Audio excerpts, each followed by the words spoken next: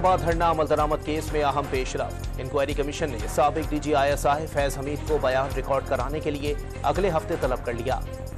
Chairman PTI का बल्ले का निशान लेने के लिए साजिशों का इल्जाम। 227 मखसूस नशिस्तों पर हॉर्स ट्रेडिंग हुई तो जिम्मेदार कौन होगा? बैरिस्टर गौहर का सवाल। आज बल्ला तो कल शेर या तीर की बारी आ सकती है। लतीफ खोसा की न्यूज कॉन्फ्रेंस। इस्लामाबाद हाईकोर्ट ने चेयरमैन PTI को बानी PTI से जेल में मशावरत की इजाजत दे दी। निगरान हुकूमत की जानिब से मुखालिफत पर अदालत ने गैर जानिबदारी पर सवाल उठा दिया।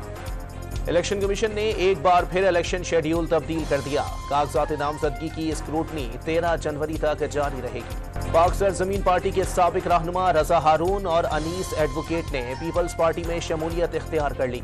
आसिफ अली जरदारी की क़यादत में कराची को संवारने का अज़म।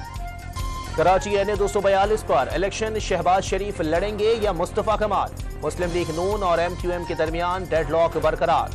लीगी वफ्द की GDA रहनुमाओं से भी मुलाकात। कराची की पोर्ट कासिम पर स्टील मिल में आग लगने से एक शख्स जख्मी।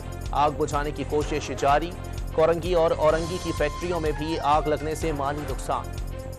कराची के बिजली सार्फिन को फिर जबरदस्त झटका लग गया।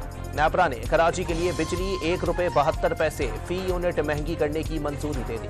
2023 के दौरान कराची में 58,500 से जायद मोटरसाइकिलें चोरी या छीन ली गईं। शहरी 27,500 से जायद मोबाइल फोन से भी महरूम हुए। पुलिस रिपोर्ट जारी। FIA की लाहौर और उकाड़ा में कार्रवाइयां। इंसानी स्मगलिंग में मुलव्विस इश्तिहारी समेत 2 मुल्जिमान को गिरफ्तार कर लिया। और निगरान वज़ीर आला पंजाब मोहसिन नकवी ने CTD ट्रेनिंग स्कूल का इफ्तिताह कर दिया। पंजाब पुलिस के लिए 313 नए घर तामीर किए जा रहे हैं।